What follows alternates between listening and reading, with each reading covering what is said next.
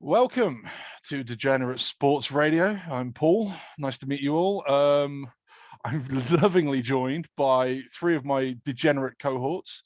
Ken, Mr. Ice Hockey is a real sport Kang, over there in the corner. Jason, Michigan Blue Huel, and everybody's favorite redneck, or soon to be everybody's favorite redneck, Mr. John Gaskins. Go Dogs and all that crap. First things first, obviously this week we found out that John Madden had sadly passed away at the age of 85. I'd like to send our condolences out to Mr. Madden's family. Legend that is the coach.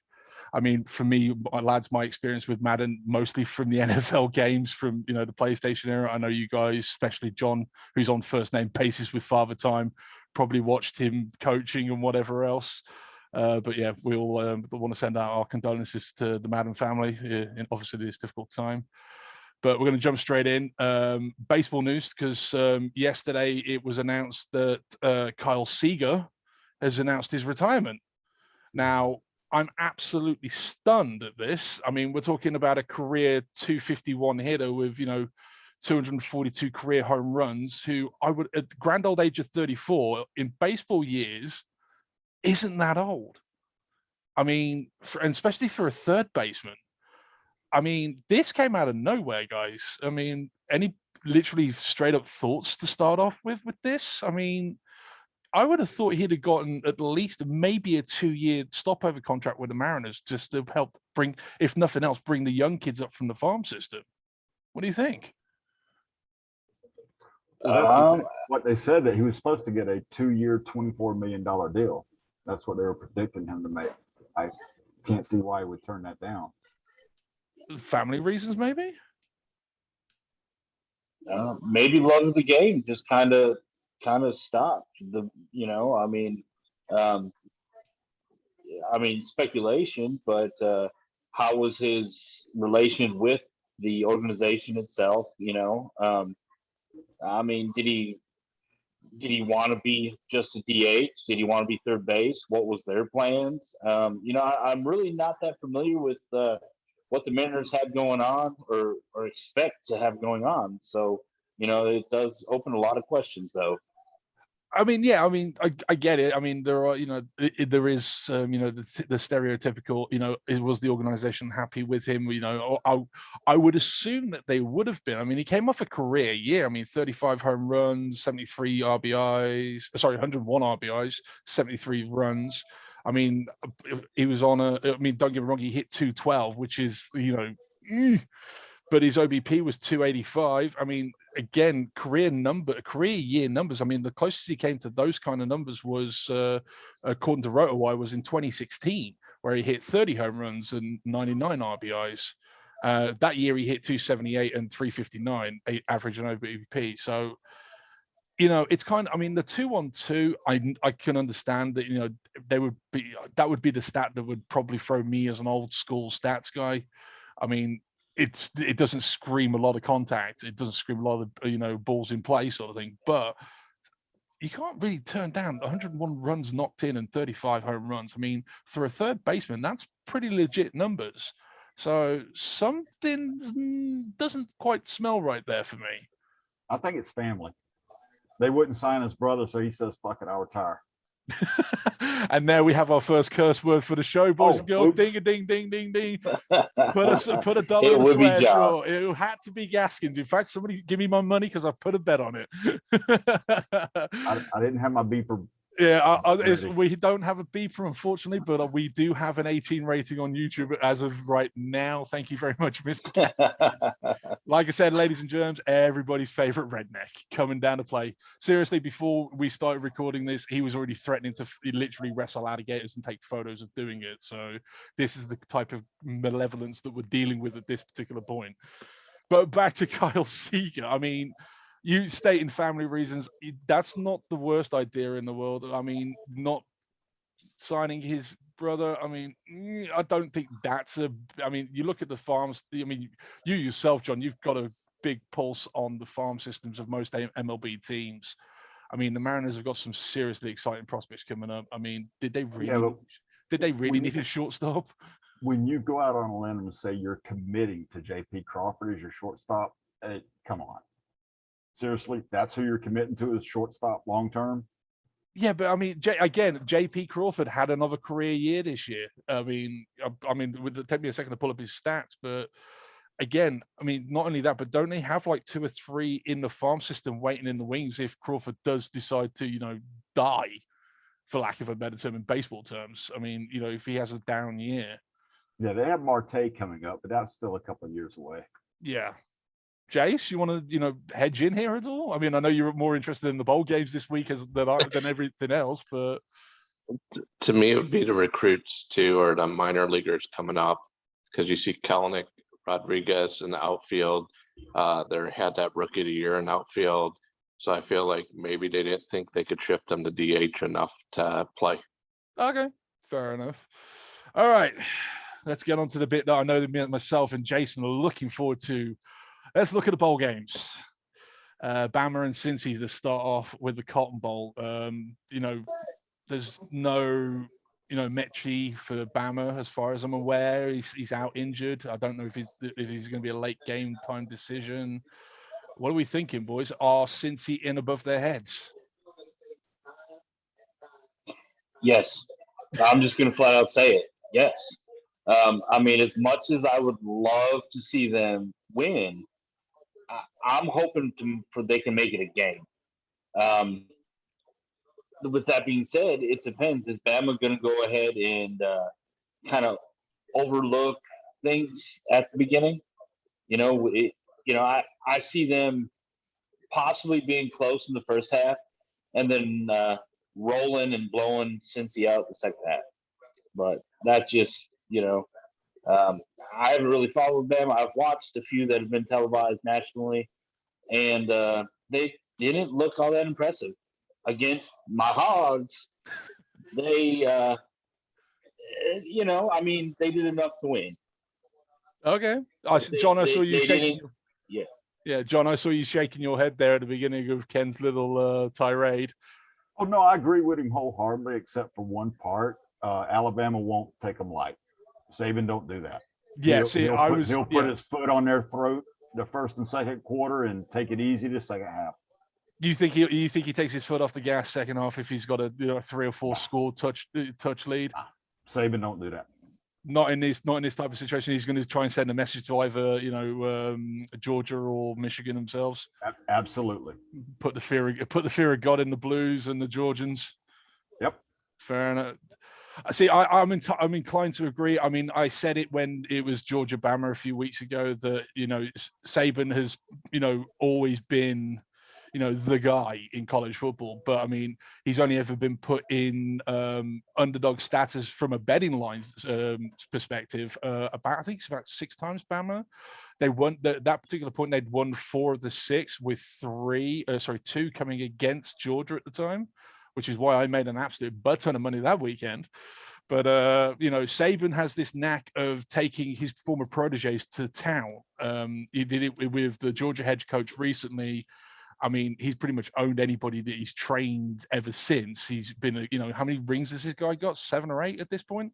I'm pretty sure he's got enough fingers for a couple more, but that's about it, surely, at this stage. Jason, I see you smiling. Come on.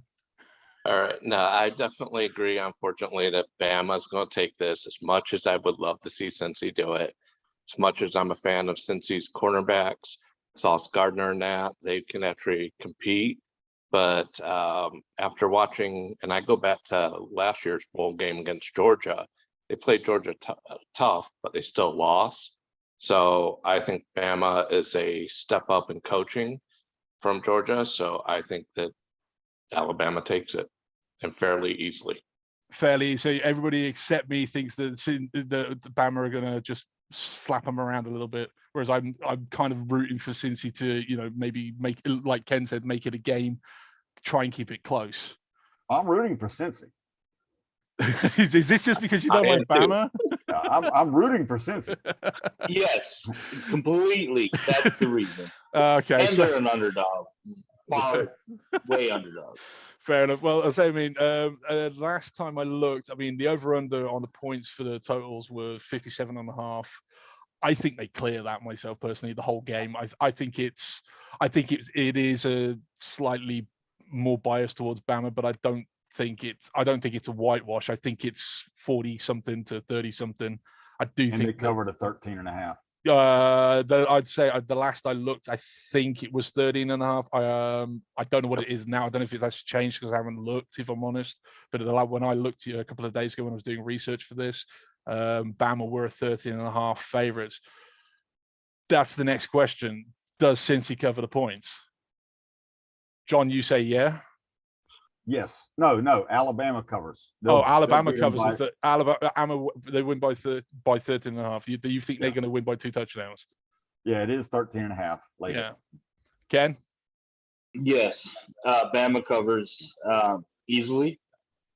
Okay. Jace? Bama covers, but I think it'll be close for them. But unfortunately, Bama covers. Yeah. I'm going to go against the grain here. I don't think their Bama are going to beat them by 2 touchdowns.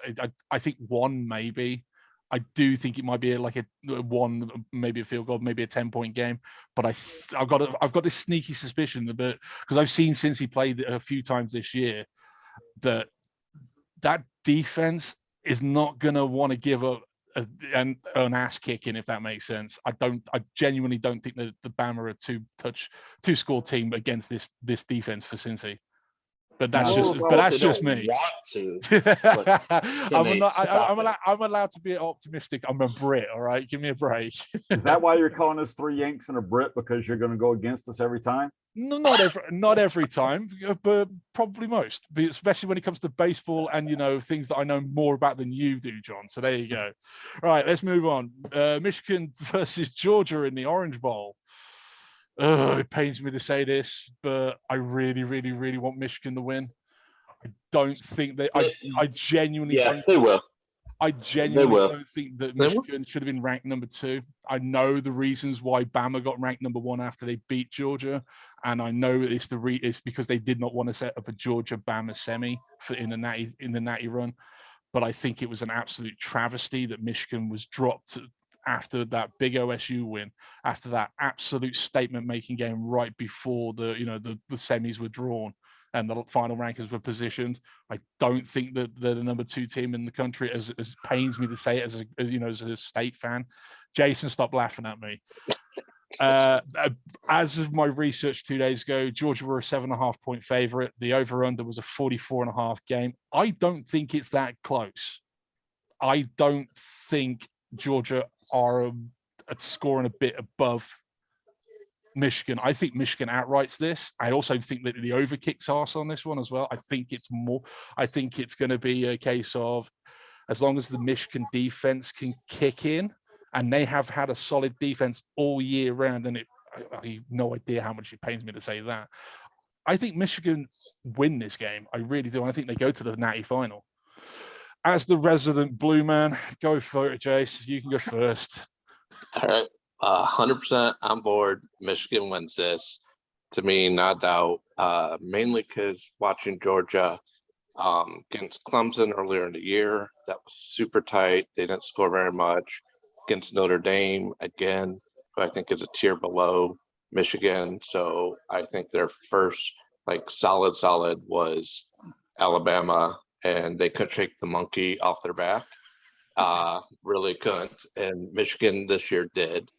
And then the second thing, and this is going to be kind of shout at you and pains me, I think Michigan State plays a very similar offense, 2 tight ends, but I think Michigan State has a much better running back than anybody from Georgia this year.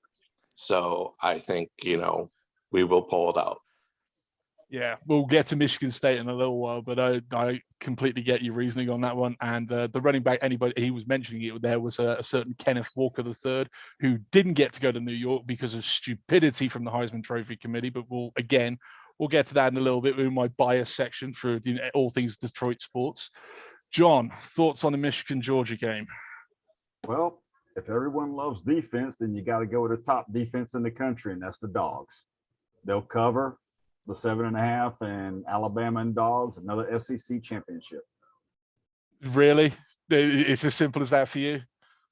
Tough. I mean, look at their defensive stats the whole year, up until the Alabama game. I mean, just absolutely shut down everybody all year long. Right. And they were embarrassed by that game. So sorry, Michigan, but you got to deal with the results of that. Okay, fair enough. Funny thing though, you saying about the SEC all SEC title game, right? I saw something on ESPN a couple of hours ago before we started recording this, right? So far in bowl games, the SEC I think was 0-4, 0-5 in winning teams so far in all bowl games currently this season. So as much as you want to say it, an SEC final for me, I think you end up with at least, I think Big Ten's getting in there. I really do. I really do think it's going to be a Bama Michigan final. But again, we'll have to wait until after the weekend. Ken, Michigan, Georgia, what are your thoughts? Yeah, I mean, just straight out, jump to it. I have the Bama Michigan final. Michigan's D, is on par with Georgia, I believe. I think Michigan has a better run game than Georgia. So when you go ahead and offset those two versus defenses versus the run game, I think Michigan wins on that. And Michigan, Jason, you can tell me if I'm right or wrong on this, but basically Michigan is more of a run. They did lose their top wide receiver early in the year, which if they had him, it'd be no doubt. So they'll still pass a little bit, obviously, to keep the defense, honest. But I think Michigan wins outright. It'll be a close game now. Yeah, I believe it will be close. So turnovers, the basics. We gotta keep it clean. Michigan top 10 in rushing there from Mr. Gaskins. Nice little segment there. Thank you very kindly. All right, moving on. Rose Bowl. Ohio State versus Utah. Now, obviously, I've seen a bit of Ohio State during the course of the college year. Unfortunately, I'm a bit of a crazy football sports fanatic on a Saturday, multi-screen and everything. So I like Ohio State. I know that a lot of you guys don't. But obviously Utah, it's over the game scoring at an over under 66. OSU are a 6.5 point favorite. I don't know enough about Utah to make any kind of comment. I know how Ohio State are, a semi-decent team. I think from what I've seen from them and what I haven't seen from Utah, I think that Ohio State just blows this game out and doesn't whatever else. I mean, yeah, you've got to take into account, there are COVID restrictions kicking in at the moment and everything else that's going on. I mean, we've had, I think, 5 or 6 bowl games already cancelled in the last week. Okay. John's just sent me a lovely little message saying that Utah are number 13 rushing in the NCAA, which is okay. Nice information to have. With that note, what's Ohio State's passing? That is a good question. Yeah, because John's our resident play capability is off the chart. Okay, yeah. Well, this is the reason why I got you guys together to discuss, because there are certain factors about this particular game I don't know anything about. Jace, you're our resident football fanatic. Utah can run. They can definitely run, which is Ohio State's Achilles heel for defense. So they will keep it close. But the Ohio State wide receiver room is just top in the nation. So they will take it because they'll get enough big plays there to pull this out. But Utah will actually keep it a lot closer because they will run. And those were the games like Oregon ran on them. We ran on them. I wish your guy had been healthy to run on them. That's what holds them down. But their receivers are too good. So we're talking more of an air raid versus a run game than in this one. It's not going to be a case of defense versus defense, running game versus running game. This is going to be 2 different styles of play. This is going to be literally, bombs being launched from one side and Utah being the number 11th ranked in defense right now. So I got to be honest with you, I'm actually looking forward to watching the Rose Bowl. It's probably going to be one of the at least 3 that I end up getting to watch over the course of the next few days that I'm actually going to just sit down and go, yes, this The is for parade me. will be more interesting. Is this coming from the Florida guy, or is this coming from the guy that's sending me stats right now via the chat room? Just doing what I can to help. It's appreciated, man. All right. Well, the Outback Bowl has got Penn State versus Arkansas. Now, Penn State are a 1.5 point favorite. Over under is 48. Let me stop you, Paul. I mean, so it's not Kansas anything. Not Kansas anything. Arkansas. Arkansas. Right up. Okay. All No, right. Arkansas. Arkansas. Come on, we're not Arkansas anything. Arkansas, man. Hey, listen, I mean, again, I can only blame my Englishness. What do you want from me at this point? This is why we're called three yanks and a Brit. So you can educate me, as John likes to say. But so yeah, anyway, so Penn State versus Arkansas. There you go. We'll get you a draw yet. Yeah, trust me, I don't want that Southern draw. I get enough of that from Gaskins. It's annoying as at the best of times. God love the Wait man. till October. So, seriously, can you wrestle a gator in the background while we're talking? I mean, Yeah, can I'll you try to set that up next time. Absolutely. Now, again, I've seen a bit of Penn State this year. I don't know a lot about it, but I've seen a bit, and what I've seen, I've kind of like, they've had some really, really good showings, and then they've had like a couple of really, I think what Jason would describe as turds. I'm not quite sure how far off the mark I am with that, but Jace, care to back me up on this a little bit? I'm going back Penn State on this one. Like watching them, especially against Auburn, I think they have the talent and the skill to take it with their linebacking core, their defense. They're always known for it, and their wide receiver, Dotson, he tears it up. So he's out. Penn State. He's not playing. He opted out. He opted out. Yes. So I did research this game a little bit before due to my own interest, and Penn State has, I think, 4 or 5 people, including Dotson, as well on their defensive side that are out. They opted out of the game. Then they have some big injuries as well, which I'm not a Penn State guy, so I don't really know the impact that it has, but it seemed to be a big deal. Where now Arkansas, their top receiver is also out. He's also opted out. So that hurts, but I think that gives the edge to Arkansas.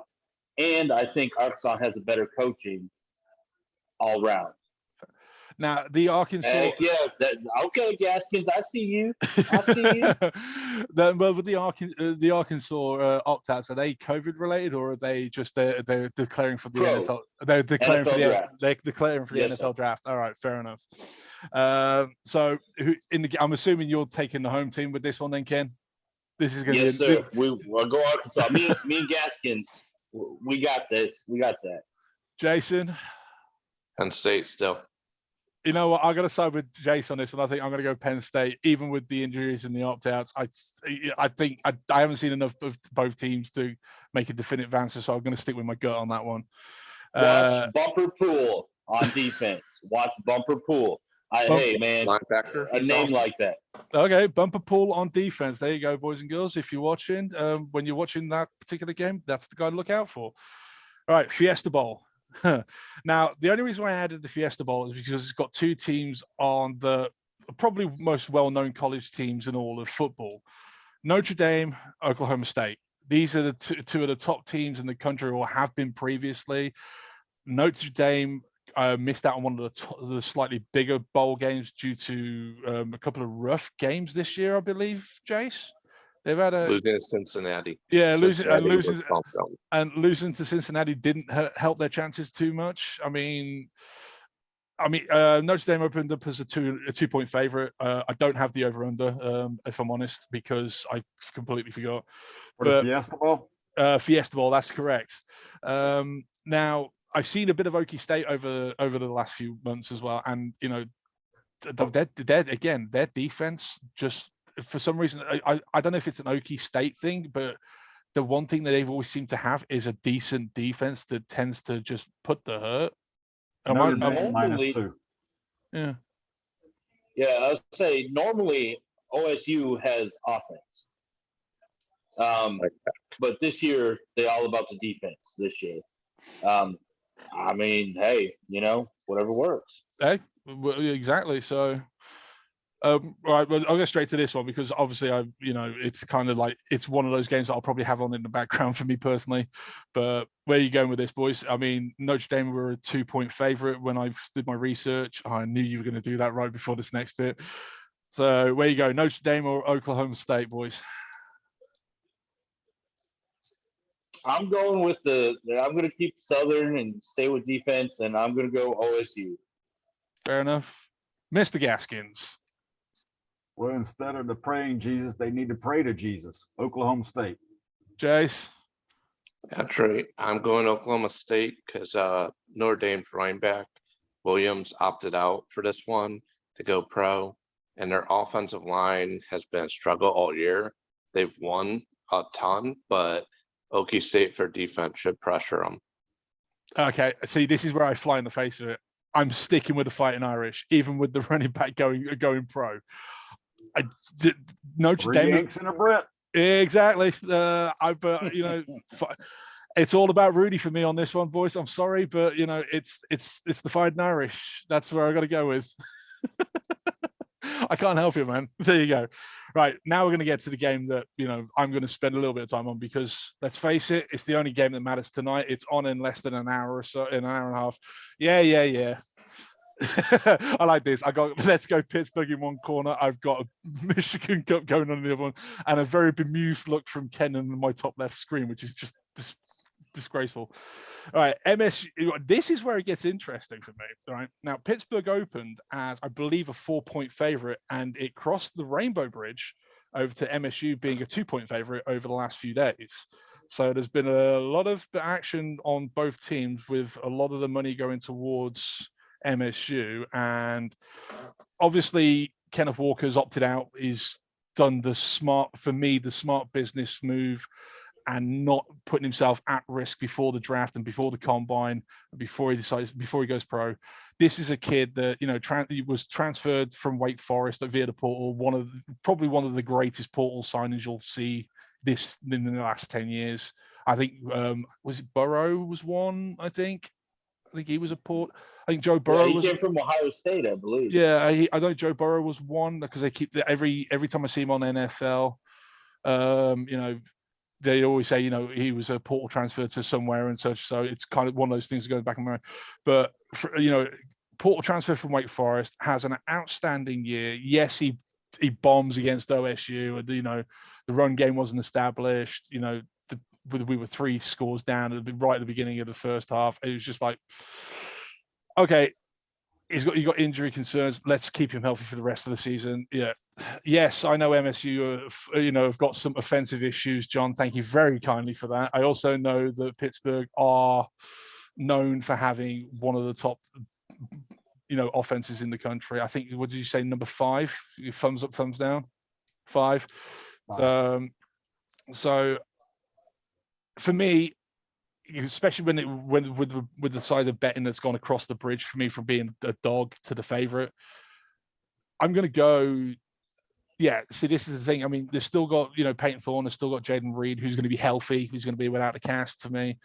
There's other, there's always been other options. Kenneth Walker, whilst absolutely fantastic running back this year, I mean, put 5 touchdowns on the mighty blue over there in the corner, but. And just out of curiosity, did Hutchinson actually get a touch on him in that game, Jason? Just to settle a quick discussion, please, mate. I won't plead the fifth. Can you also answer me how he got to go to New York for the Heisman? I mean, seriously. Ohio State game. Both why one was there and one wasn't. Okay, see, that one I'll agree with you on. I will agree with the fact that the Ohio State games for both players were the reason why both either got or didn't get in there. There were some undeserving candidates in New York, but we'll get to that at some point later on down the line. But for me, I think MSU take this. I don't think it's going to be a shootout. I think it's going to be a rock fight. I do think it's going to be close. I think it's going to be a field goal game. And I'm praying to the football gods at this point that it's an MSU victory. Let's go on, because he's got the Pittsburgh nonsense up in his background. Come on, Gaskins, give me your point of view. There's no point of view. I mean, top 5 offense in the country, and MSU isn't even ranked. Top 40 defense. MSU's not going to have a chance. Got a bend don't break attitude in with that defense. Have had it all year. The only time it's really broken was against OSU for me personally. Watching, bearing in mind MSU was probably the one team I watched every game for this year. Made a point of watching every game. That defense is legit. I don't care where it's ranked. That defense can show up on any day and beat anybody. You can ask Ken and Jason, but I think this is going to be another case of a Yanks and a Brit. Go on then, Ken. Give me your point. Well, let me ask first, Gaskins. Who's Pittsburgh's backup quarterback? I don't know. Do we know? Is he Patty? Is he done anything? Because their Heisman hopeful there went pro. Right. He's opted out. Yeah. He's a 3-star. He did he started a couple games, last started against Delaware, threw 2 touchdowns and 1 interception. Yeah. This is the backup quarterback. 3 touchdowns. Yeah. Looks like he's, decent. Just again, I'm just unproven. This is this for me then. Yeah, here's the thing. For me, this is what Michigan were trying to do with their backup, the young kid that they kept trying to throw in for situational plays. Yeah, you're going to throw this kid into a bowl game against an MSU team that have gone 10-2, have been, undeniably come out of nowhere. Last year it was horrendous. We got a couple of wins, one of the key one being against Michigan, obviously, but no, most realistic Sparty fan would have said, a 6-6 season would have been fine. Nobody expected a 10-2 season. Mel Tucker contract alone came out, once, the likes of LSU and everybody else started sniffing around him once the records started getting up there, especially when it was 7-0 versus Michigan and October 30th came around to play. We're talking about an MSU team that will come and play, regardless of the fact that Walker's not there, because he's also obviously gone pro. But if they're going to do what Michigan were trying to do through a majority of their early and late games, especially in the run up to the MSU game, by throwing a quarterback in situational plays where he's had no real reps, he's had no real time on the field, he's basically a red shirt for all intents and purposes at this point. Is this kid going to thrive, or is this kid going to buckle under the pressure? It's a nationalized, it's a televised game. Expect to be a half decent attendance down there. Is this kid? Are we going to see it now that I know that? Are we going to see a blowout for this, or is that defense still going to hold the line? Oh, okay. So in my pick, I'm going to go buck the trend, and I'm going to go ahead and take MSU. Call me a little bit of a homer. I am from Michigan, so I do appreciate Michigan teams, but their defense. I have watched. If memory serves me, Walker did miss a little bit of time, so his backups got in. I think their running game, while he's great, isn't a huge step down than a backup quarterback who hasn't really played is going to be. Now, I don't think it's going to be a blowout. I think Pitt will find some holes in the defense and whatnot. But again, I do think State pulls it out. Fair enough. John? I assume you want me, because he already went. So I'm going to go, the problem Michigan State has been mainly pass defense. If Pickett is in, I think even if Walker was in, that Pittsburgh would take it, because they have the number 1 receiver in the nation, Jordan Addison. However, with it going a 3-star quarterback for them, Michigan State's backup running back averaged over 4 yards a carry, Elijah, whatever his name is. Yeah. So I'm going to go Michigan State, just because of the defense and the run game. I think it'll be a low scoring game than anticipated because of the drop from Pittsburgh's quarterback. Fair enough. I don't know what the over-under was on that, to be honest. I did look earlier on, but it's not written down for some unknown reason. But yeah, no, John? Still going with Pitt. You're still sticking with Pittsburgh, even after all that? Yep. Okay, so that's a 3-on. That's a 2 Yanks versus a Yank on this particular score line. I like it. So thank you very much, fellow Michiganders there, boys. Well done. All right. Let's move on. Baseball, the lockouts, free agents. What the hell's going on?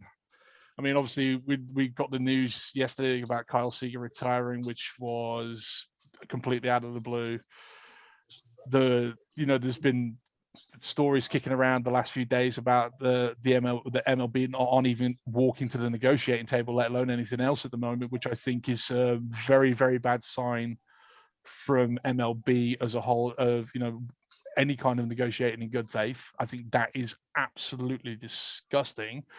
I mean, you've still got a lot of high talent free agents. I mean, I was looking through this earlier on, and you got names like Correa, Bryant, Rizzo, Nelson Cruz is still kicking out there, Kershaw's kicking out there, Rodon's still kicking out there, Nick Castellanos, Freddie Freeman.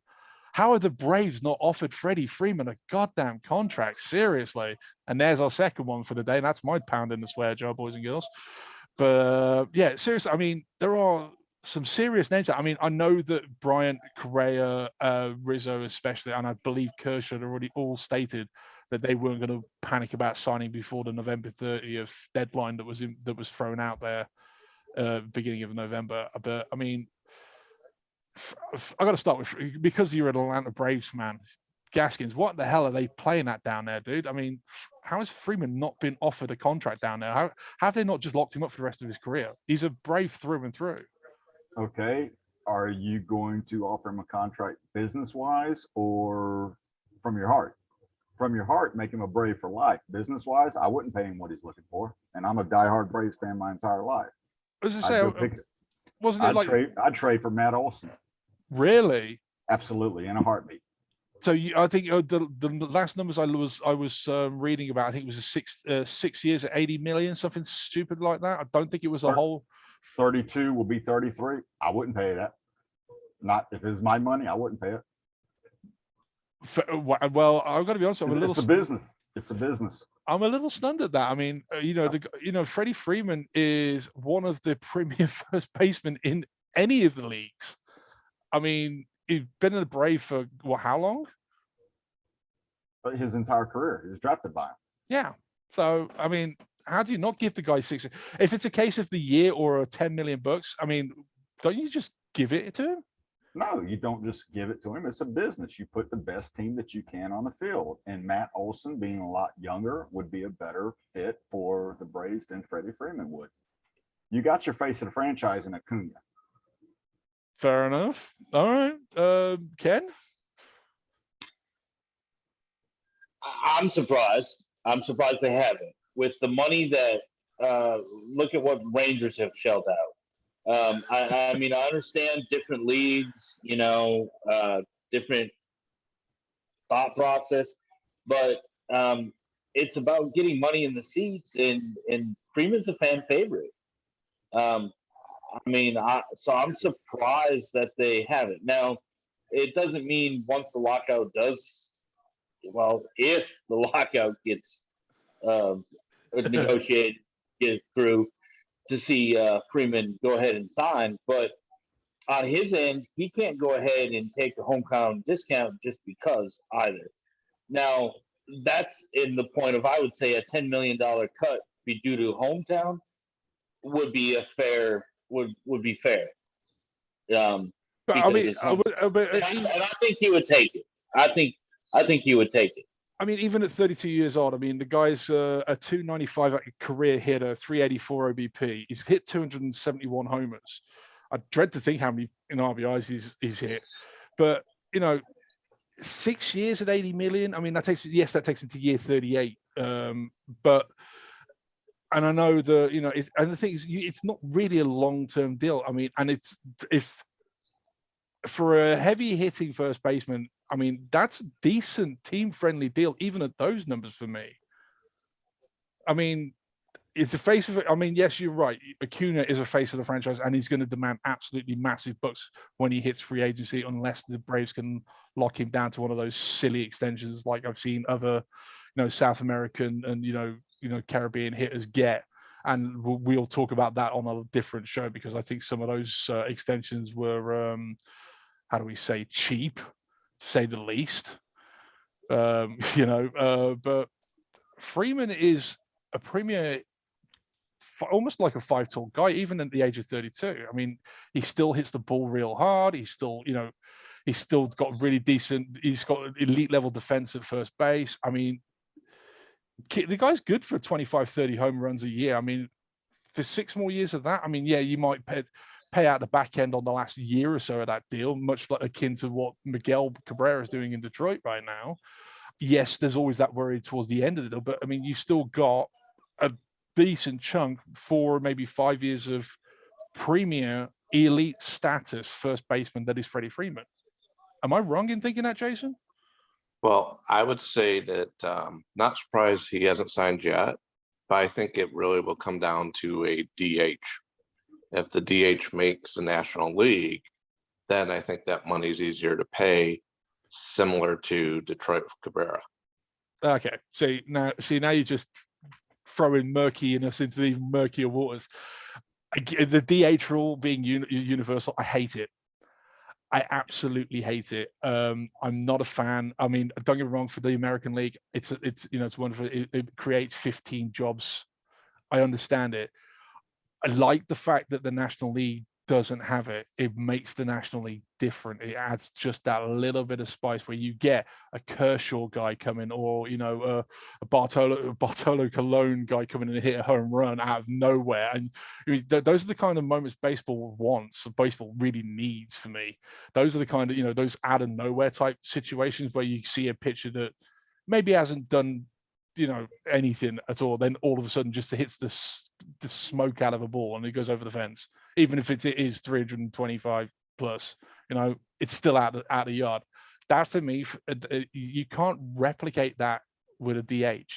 And as much as the league want to have it so it creates more profit sharing for the players, and this is how they all try and sell it to the MLB PA, which is how it's been tried to be sold when it was brought in 2020. Let's trial this, because down the line it could generate 15 more big jobs for players that may only see slightly smaller deals. I understand the business side, but for the purity of the game, universal DH not for me. Over here in England, we don't have a DH rule. Pitchers hit. It's as simple as that. In the league that I play down here, over here with the West Country Baseball League, that's what happens. The pitcher hits. There's no real DH rule anywhere. It's not the pure version of the sport for me. So, bit of a purist. So I don't like the universal DH rule. I think it's stupid. I don't mind the robot umpiring. I'm not going to lie. If nothing else, we'd never have to see Angel Hernandez behind home plate ever again if it ever gets brought into play. That's the only reason why it's a good idea for me. Any thoughts on any of that, boys, at all?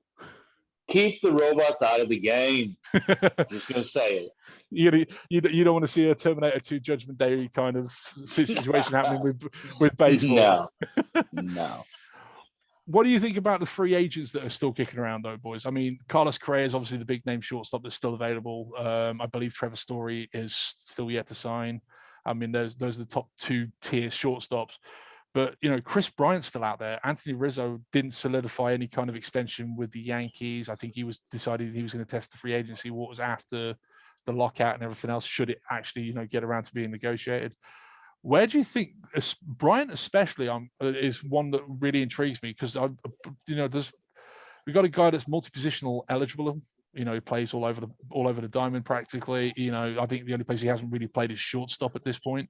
He played pretty much all 3 outfield spots. He's versatile. He's got power. He's young enough to warrant, a 7 to 8 year deal, even with the manipulation over there in Chicago with the service time. Where do you guys think he lands, and for roughly how much money? I mean, Frisco, I know, are suitors. the Yankees might be in. I mean, I know LA and the Yanks and Red Sox, they were all very quiet before the November 30th deadline. I know that's mostly because they were looking to see where the luxury tax threshold was, but do you see them guys jumping in for any of the big names that I've just mentioned there? Ken, let's go to you first. Man, I mean, yeah, first off, I'm a Yankee. I despise the Yankees. I always have. I always will.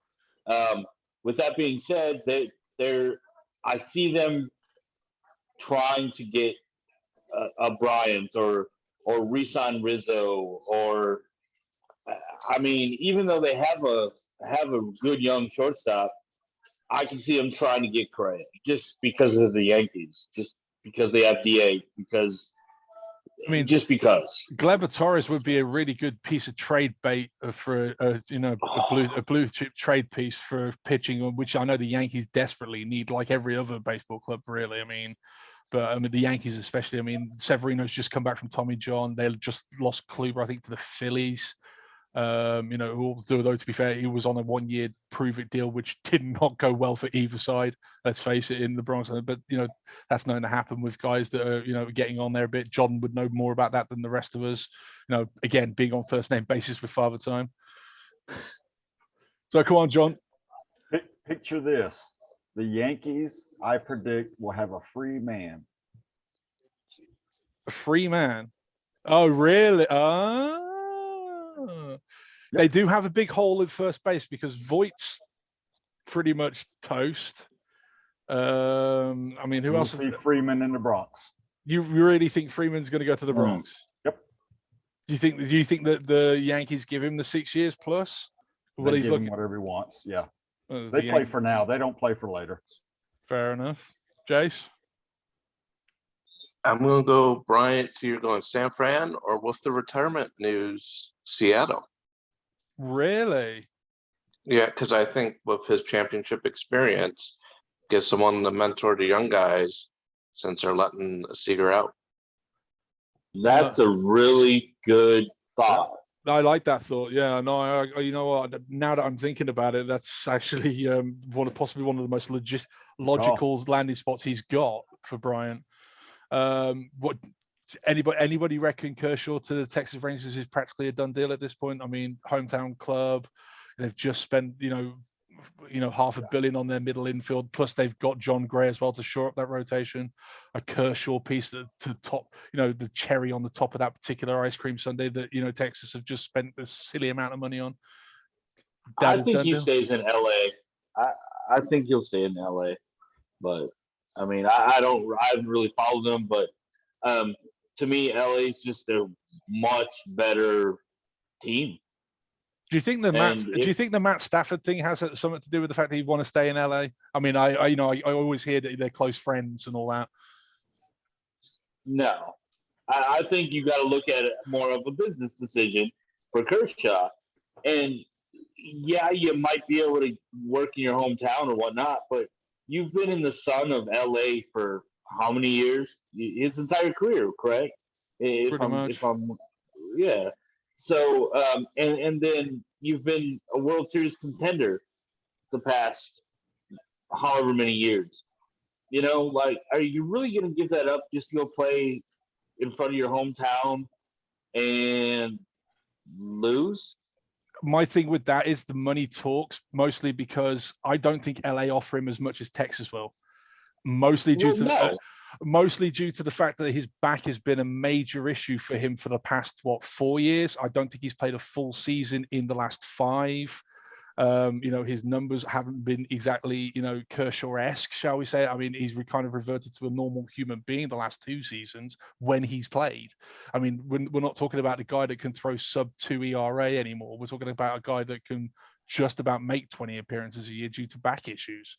I don't think he stays in LA. I don't think they offer him enough money. I do think he goes to Texas for the cash because I don't think Texas are done spending, myself personally. But John, I see you nodding in agreement. I'm assuming you agree with me. I agree with you. I mean, he's got the size. He's got the World Series ring. He's got everything he can get in LA. It's the twilight of his career. He probably wants to be closer to family. I mean, he's got the money. He's got the rings. He's got the accolades. What's left there? His bromance with Matt Stafford. That's all I can think of. It's the only thing that would keep him in LA for me. But that's just it. I don't know. But yeah, hometown and family, I say signs with Texas. Fair enough, Jason. I'm voting Texas too. Being here in Dallas, hearing a lot of them talk about Kershaw, high school, everything. So yes, I expect the Rangers to shell out after seeing what Dodgers offered Mad Max. He went to the Mets for the money, and what they have tied up in Bauer still. I don't think they're going to pay him. Oh, damn it. I was really hoping we weren't going to get through. We were going to get through at least the first episode without mentioning that particular individual. In fact, I will actually going to put out there right now, I won't talk about him at all. I don't have anything nice to say about him. I don't think he's a part of the human race personally myself. Whilst he may have absolutely exceptional talent when he's pitching on the mound, just no. So that'll be me on that. Right. Let's talk about something. Let's talk about the Mets. Mets, because in a very un-Mets-like thing, in an un-Mets-like brand thing to do, they actually hired a 3-time AL Manager of the Year with a reputation of turning has runs into championship contenders. And of course, I'm talking about Buck Showalter. This is easily the best move I think I've seen Steve Cohen do since he brought the Mets. You forget the Lindors, you forget the the Javi Baez's. Yeah, we'll get to that at some point, I'm sure. But this for me is easily, and after the extensive search between the GMs that he's had. I mean, yeah, he struck out twice on GMs. I think he's nailed it with his third time's the charm. With is it Billy Epler, I believe. Mets. Somebody want to correct me on this one? Mets GM. Come on, anybody? Oh, good God.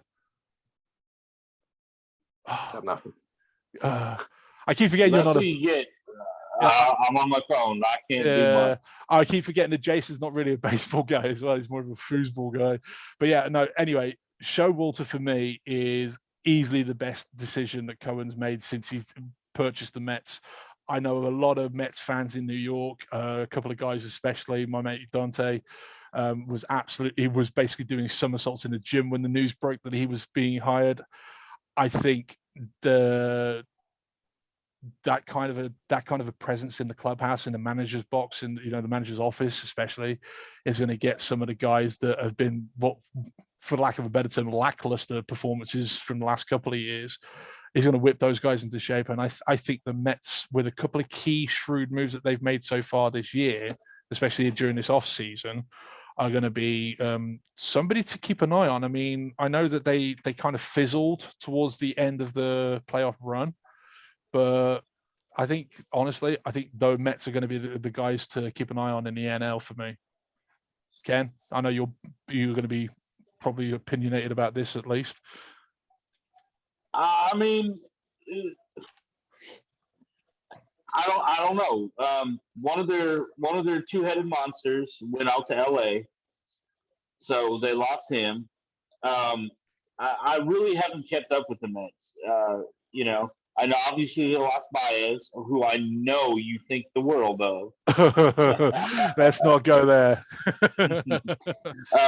Lindor was hurt a lot last year.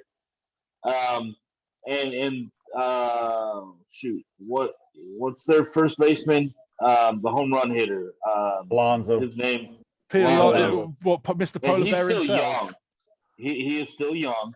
I mean, they have some pieces in place, but they have a couple free agents as well. So I'm looking at their free agent tracker from this. I mean, obviously the big acquisition was Mad Max himself, Mr. Scherzer.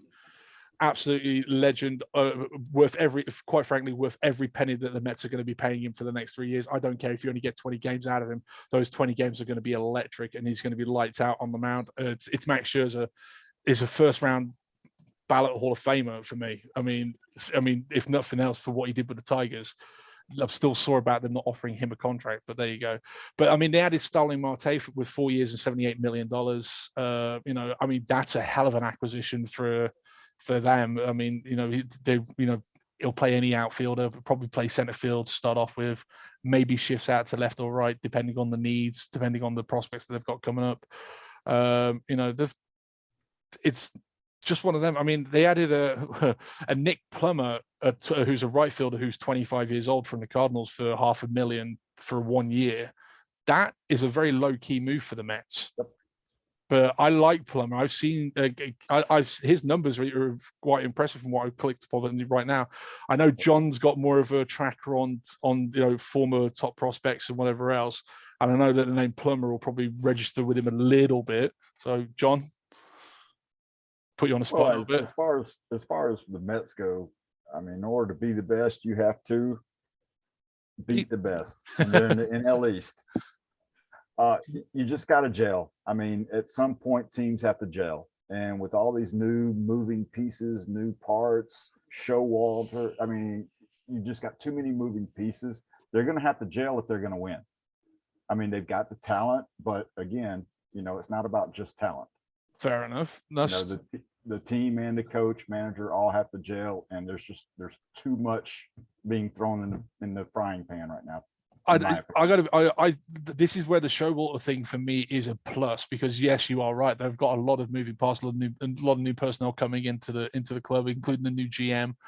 But I think Showalter is going to be literally. I think Showalter will be that glue that brings everything together. He's got a reputation of turning teams around and turning them from has runs into contenders. I mean, the Mets were in first for quite a while last year before the decline. And operative word being were, yeah, exactly. But they ran out of steam, and I put that down to fatigue and bad management for me personally. I mean, and all the the arguments with the fans with Baez and Lindor with the thumbs down thing, that didn't help. I mean, there are other things to take into account. They've got a new manager. They've got a couple of bits of new personnel coming in. I don't think it's that massive of an upshake. Yes, they lost Baez to the Tigers, God help us, but And I don't think Marte is a good signing. Do you not? Nope. I think he's for that dollar sign. I think they've got a center fielder even that can help bring in again. See, the Mets have got some really good young talent waiting in the wings that need maturity in Double and Triple A. I think Marte is the signing that you make when you know for a fact that you've got something really good coming up, and then and if a universal DH does come in, you've got somebody there that could just slot straight into that one, and you bring up. I just feel that most of his value lies in his legs, with leading the major leagues in stolen bases. And as old as he is, the first thing to go is going to be that speed. Not necessarily so. I mean, you have seen guys that can run. I mean, JP Crawford. Supposedly his legs were gone last year. He's 25. You're talking about a guy that's 35. The only guy that I can say that kept up his speed was Ricky Henderson. Yep. Okay. Greatest of all time. That's all I got. Exactly. No, I'm right with you there.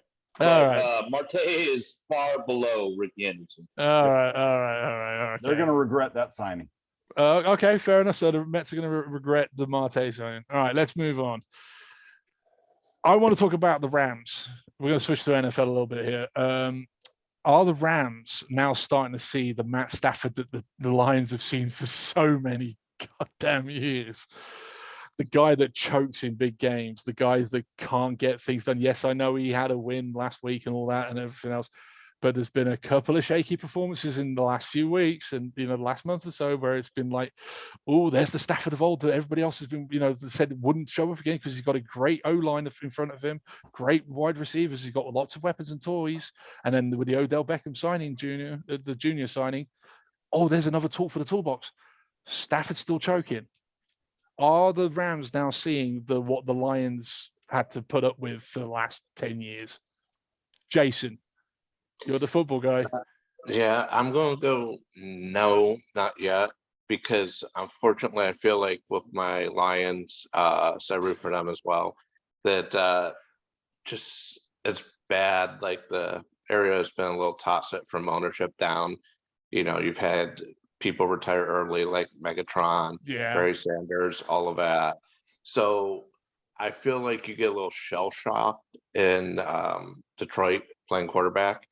So I think him losing Robert Woods was huge. I think Odell Beckham is nowhere near what he used to be. He has really fallen off. I mean, from Cleveland and them trading him, he's fallen off. Like, I expect him to probably go New Orleans next year.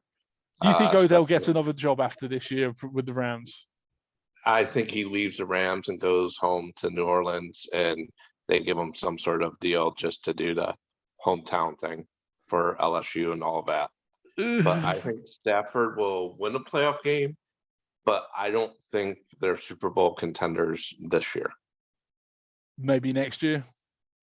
Maybe next year when Woods is back, because Cooper Kupp has been tearing it up Yeah. tremendously with Stafford. Like, they're dialed in, but he Okay. needs that second guy. Fair enough. John? I think the Rams have too much of me, and not team. You got Beckham, Stafford, Ramsey. They're me guys. They're not team guys. They're, hey, on a brighter note, I'm looking forward to the Kurt Warner movie. Bagging groceries one year and NFL or Super Bowl MVP the next. Fair enough. Ken? Well, first off, to his point, definitely one of the best stories in my life that to hear of that and to see what he's done, and how humble he actually was about it too. So yes, Kurt Warner, I'm definitely looking forward to that movie. Rams, Stafford, I kind of enjoyed him. He at least made the Packer Lions games entertaining to watch, even though you knew what the outcome was going to be. Green Bay wins, but I mean, I'm with Gaskins here. It's too much of a me. There's too many me's on that team, and Odell did not help. Von Miller, he doesn't play but maybe half the snaps. So what's so big about him signing? I mean, they're a decent team, and Kupp is tearing it up, but they're not a team. Yeah. They're not. So this is a kind of like a good many money after divas. good money after bad money after bad money after bad money, especially with the Von, the Vons and the Odells and all that of the world that have come in, have been basically airdropped in after being cut from various teams. Right. And then, Jason brought up that good point of Woods. He had that chemistry with Woods to begin with. And Woods was a very big loss. He would be for anybody. So I mean, I'm glad to see Stafford get a chance to show what he actually can do with a decent team. But as far as the Rams doing much, they'll fall on their face. They will. See, I'm kind of torn with this one because, as a long struggling Lions fan, bearing in mind, NFL has been almost is more of a pet project passion of mine for maybe 10 years or so, not as much as baseball has been maybe, or as college has been the last 15. But I mean, as a long suffering Lions fan, as much as I want to see Stafford succeed, I really want to see him fall on his backside so we get a really good pick with that Rams pick in the draft this coming year. That's what I mean. It's kind of like, as much as I want to see him win a Super Bowl, kind of like as much as I want to see Verlander win a World Series when he went to Houston, I really, really, really think I want the draft pick to be higher than what I've currently got right now.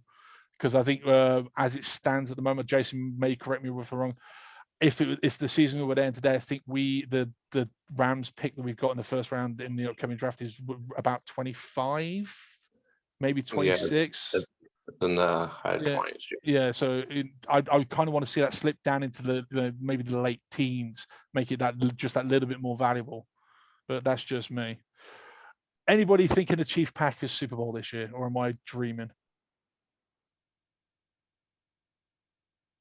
I mean, I'm not against it, but I think the Chiefs are almost too hit miss. Like, yes, they're coming on, but with the backup quarterback, Green Bay went in and only lost by 7 points. Okay, I'm just going to point that out. No Rodgers. Rodgers is easily a 14-point swing. Easily. This is my In thing. that game. So this is my thing. I mean, and Rodgers is now back. The Packers seem to be firing on all cylinders, as much as it pains me to say that out loud. Kansas, basically Kansas at this particular point. Yes, I know you're a Bucs fan. We'll get to you in a minute, you redneck. But is it unforeseeable to see these two teams turn up at the Super Bowl? I mean, is it completely out of the realm of possibility at this point, or? Oh no, I'd say it's very possible.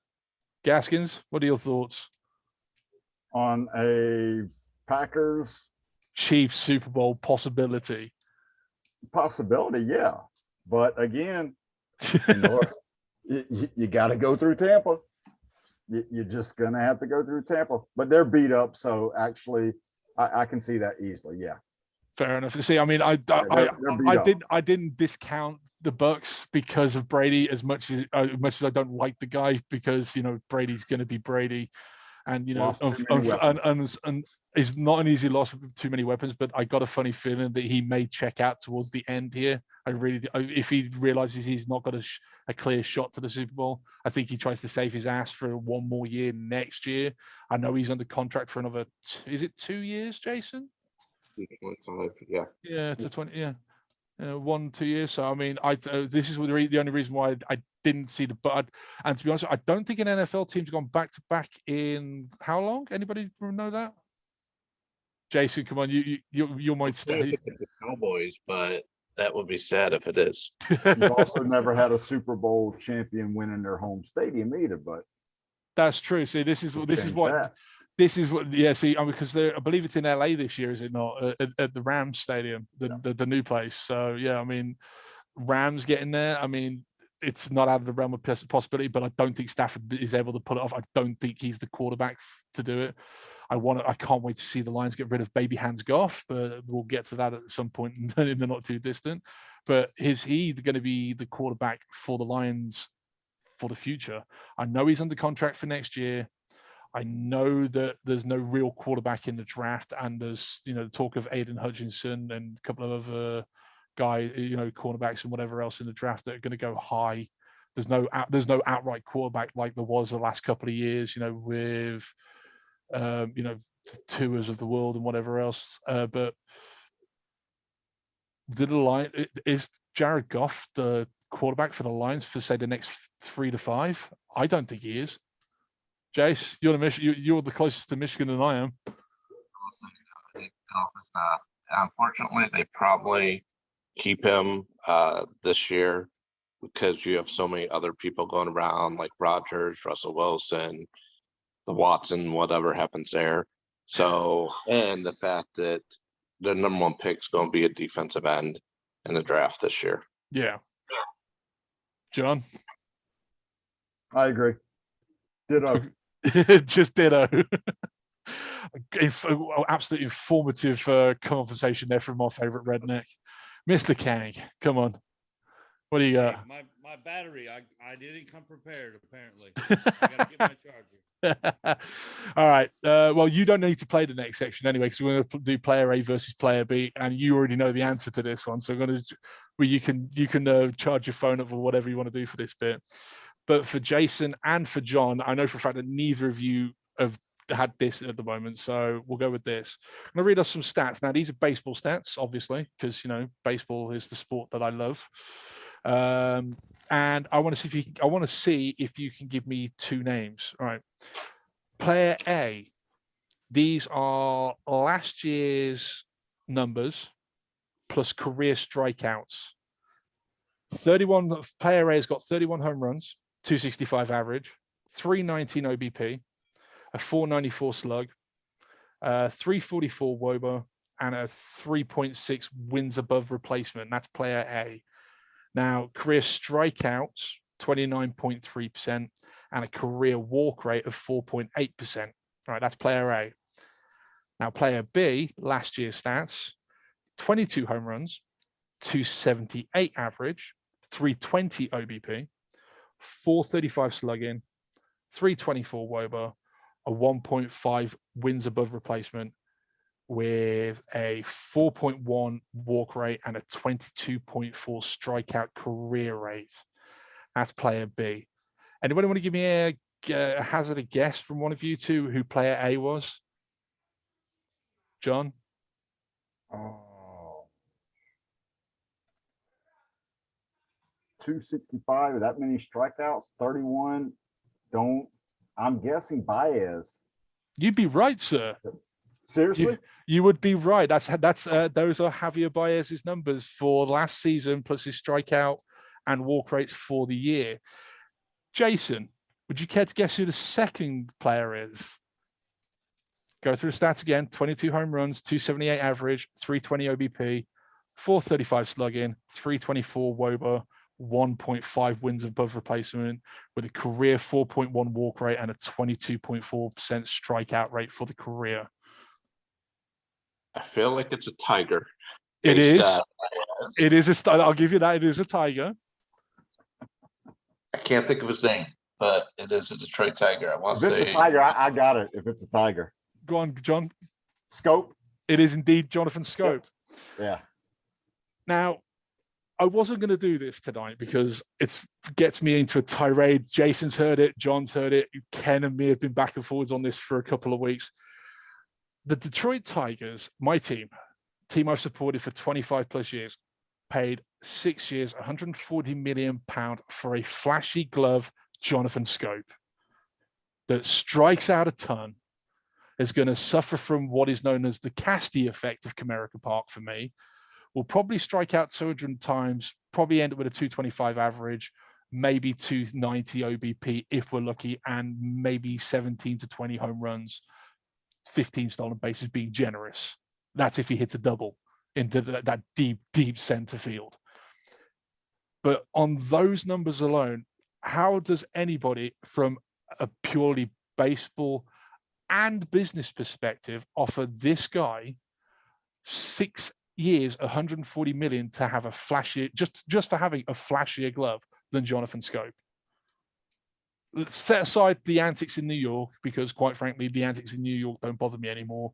That was then. This is now. Going basically, taking complete emotion as a Tigers fan out of it. How do you justify spending that kind of cash on a guy that literally only hit 9 more home runs than Jonathan Scope last year? Anybody? Jason? I'll help you. I'll help you out easy, because if he can cut down the strikeout rate, even just 25%, and up his walk rate 15%, he's a star. He is a genuine superstar. So if they feel they can fix that, they've got a superstar on their hands. See, I'd agree with you, but you can't, as you keep telling me, you can't fix stupid. And we're talking, I mean, hey, you're the Detroit fan. Touche, good sir, touche.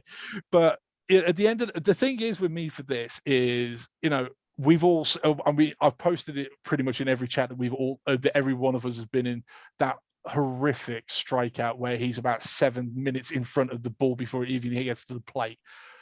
That is what I see of Javi Baez. Every time I see him on a bat, I see him swinging like a crazy man, basically like he's trying to chop wood in the Amazon with a freaking Vlad Guerrero. Yeah, see, this is it. It's like these guys came up through the minors and weren't taught how to swing a bleeding bat properly. It's annoying. It's frustrating as a fan. You don't want to see it. I mean, seriously, especially you picture it. You've got two on base, 2 out, scores tied. You're down by 1 run in a 3-2 game, and you've got Baez coming into the play, and he strikes out with runners at second and third. You're going to throw things at your TV as a Tigers fan. Forget the fact that there've been rumors about him being a clubhouse cancer. You forget the fact that he's 200. He's going to strike out a ton. Did we overpay for a flashy gloved Jonathan Scope? I say yes, but that's just me. Jason, you're a bit of a Tigers fan. Agree and go, yes, you overpaid, but you're taking a risk trying to get him up there in Detroit. I mean, don't get me wrong. I understand that there's the whole Detroit. You play you pay the tax to play in Detroit type thing. The opt-out after 2 years is concerning. Same thing with Erod. I think we overpaid for Erod by 27 million. And quite honestly, the opt-outs again terrify me because it says they're not here long term. It's kind of like, it feels to me like the Detroit Tigers have turned into the witness relocation program for all things bad in the sport of baseball.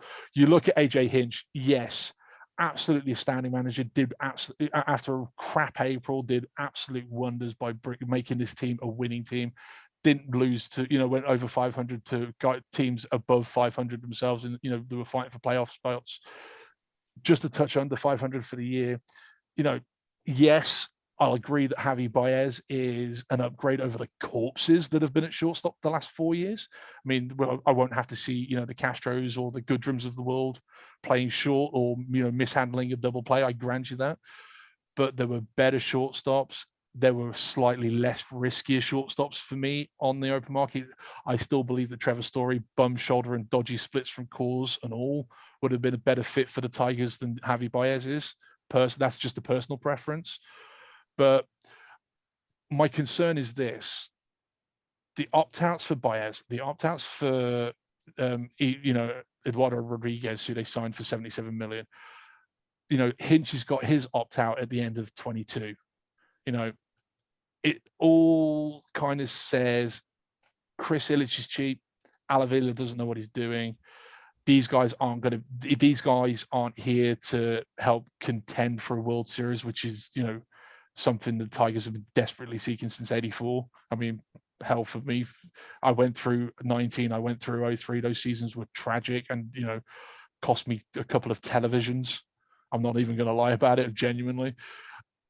I just worry. I don't think Chris Illich is in it to win it. He's definitely not his dad. That terrifies most fans, most realistic Tigers fans. I also don't think these guys are here for the long term. I think it's a witness relocation program for these guys. I think Erod will try and boost his numbers up, have a decent year the second year, and then opt out and try and get bigger money elsewhere. I think Javi Baez will do the same thing. I think he signs full well knowing that, Miggy might be able to help him with his swing and his strikeouts.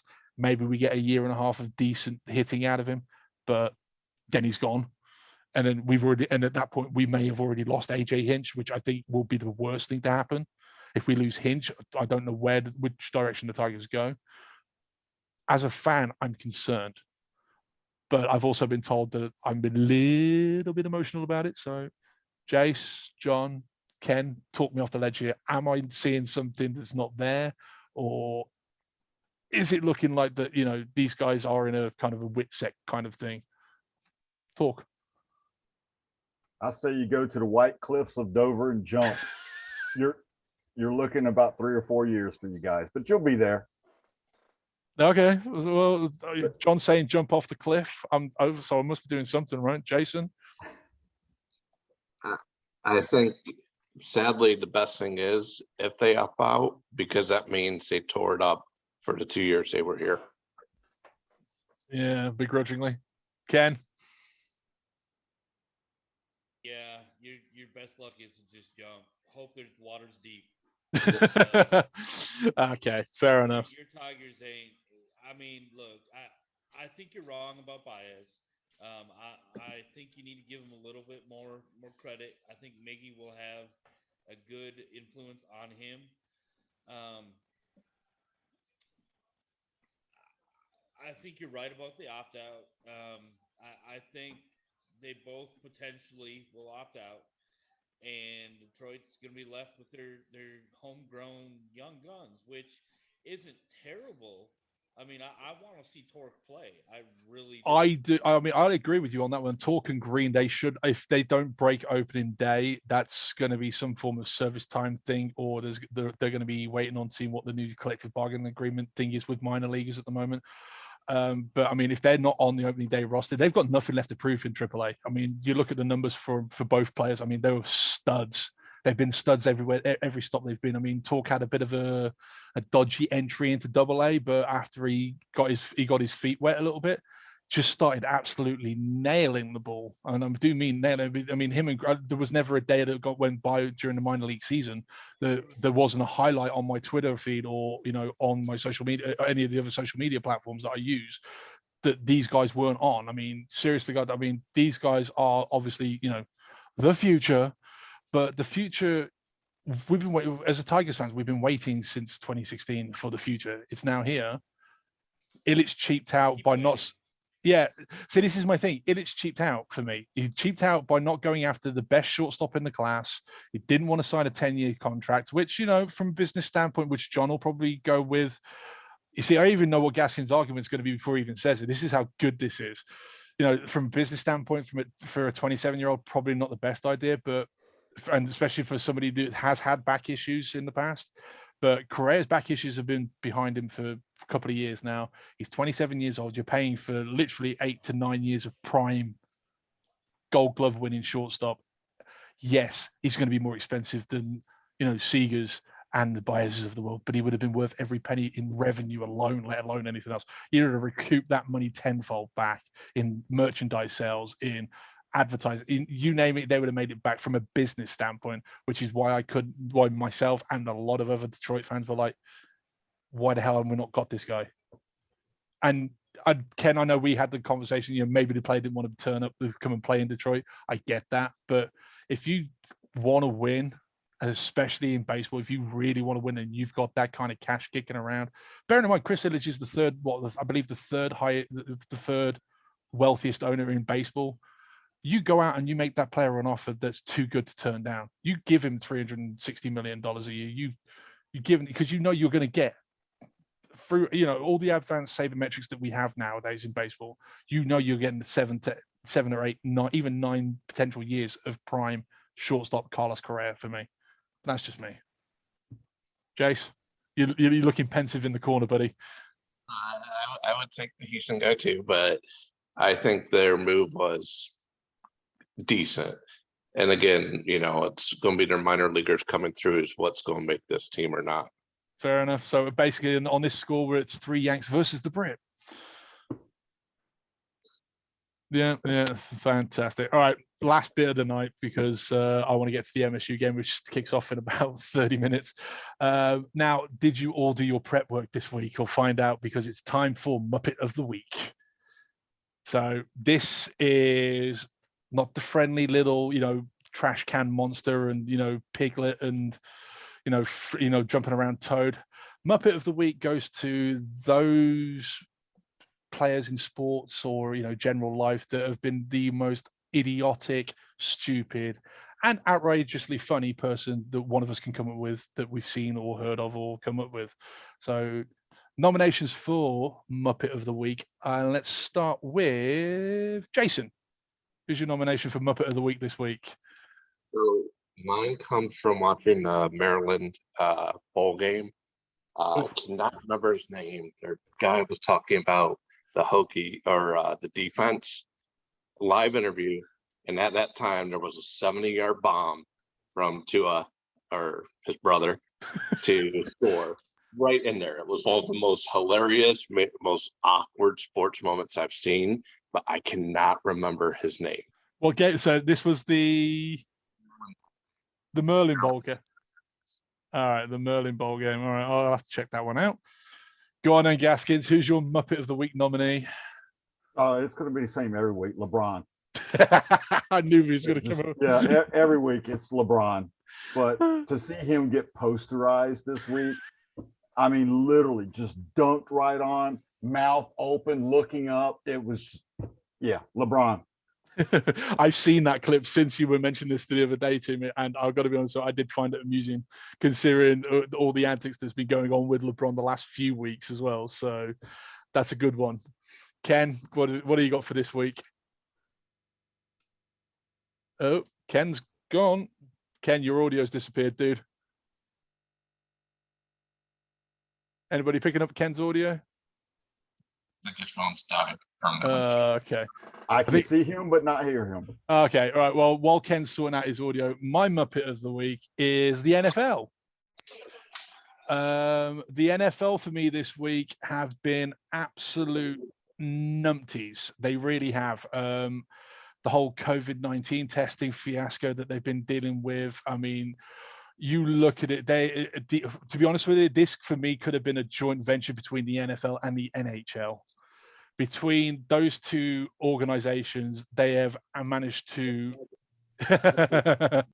yeah, I will at some point. I'm sure I'll get to the NCAA, but no, for me this week it goes to the NFL just and only just via the stupidity that has been COVID testing and the amount of players that have bounced positive tests when they've been asymptomatic, and not to go too deep into this one, but just the way that they've handled everything. It's like they're dealing out the back of a 7-Eleven for me with the way that they're dealing with the whole situation. I mean, why not take, instead of having all these yeah, I know you can't fix stupid, why not take one of these extra weeks that you've got between the playoffs and the Super Bowl, extend the season by a week, give every team 14 days clearance. Yeah, I know it's money and I know what's going to be. Give them 14 days of clearance time. They're still going to make their money anyway. It makes too much sense. Well, see, this is it. It does make too much sense and I understand that. But so for me, Muppets of the week this week is collectively the NFL. Ken, can you hear me now? I can indeed now hear you, sir. All right. Okay. So it was an issue with my ear pods, but mine was got to go to Kyrie Irving. Man, you can't get the shot to play in your home arena. Like, you can maybe play a away game. Are you that much of a diva? Really? I mean, I could have piggybacked on and went LeBron, but I chose not to on that. So Kyrie, man, mop it. All right, fair enough. All right, so we'll go with College Bowl fiasco. Thumbs up or thumbs down? Thumbs down on that one. Yeah, there we go. All right, so that one doesn't get it. LeBron, to be honest with you, for me, LeBron is a thumbs down this week because LeBron's doing something stupid every week. So, boys, thumbs up or thumbs down? Agree, disagree? Yeah, okay. Kyrie Irving, thumbs up, thumbs down. Again, kind of like LeBron. It's kind of like, is he worthy of Muppet of the week this week for me? No, he isn't. But that's personal. Anybody else? Yeah. Then I'm assuming by unanimous vote, boys, the NFL gets Muppet of the week this week, yeah, for being absolutely retarded. Jace? Yeah, go on, there it is. They say in Boston, wicked retarded. Okay, there it is. All right. I want to thank Jason, John, Ken for joining me on this absolutely crazy ride that I've decided to embark on with Degenerate Sports Talk. You are looking and listening to 3 Yanks and a Brit of all bloody things. Guys, thank you very much for helping out today. I really do hope you've enjoyed yourselves. Hopefully same time next week. How's it sound, boys? Good? Got you, man. Happy days. Thank you. No worries. Thank you, guys. And that's me signing off, and we'll see you guys next week. Good night. God bless. Good night.